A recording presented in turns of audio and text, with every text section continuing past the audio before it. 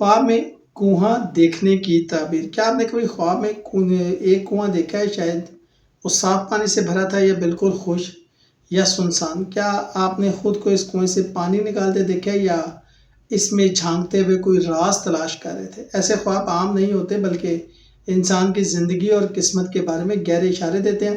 آئے ہم جانیں گے کہ خواب میں کنواں دیکھنے کی اسلامی تعبیر کیا اور اس کا آپ کی زندگی پر کیا اثر ہے. حضرت ابن سیرین فرماتے ہیں کہ خواب میں کنواں دیکھنا زیادہ تر علم، رزق، راز اور آزمائش کی نشانی ہے. کنواں کبھی خوشخبری لاتا ہے اور کبھی تنبیہ یعنی کہ الرٹ کہ آپ اپنی زندگی کا رخ ٹھیک کریں.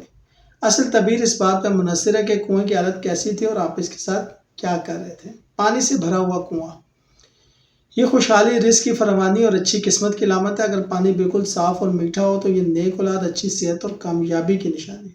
خشک کنواں مالی تنگی، امیدوں کے ٹوٹنے یا کسی منصوبے کے ناکام ہونے کا امکان. گندا پانی والا کنواں یہ غلط صحبت، دھوکہ یا گناہ کی طرف اشارہ کرتا ہے.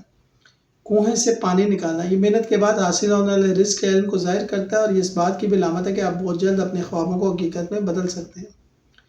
کنویں میں گر جانا یہ کسی آزمائش، دھوکے یا مشکل وقت میں پھنسنے کی نشانی ہے. اس صورت میں صدقہ دینا اور اللہ سے مدد مانگنا بہتر ہے.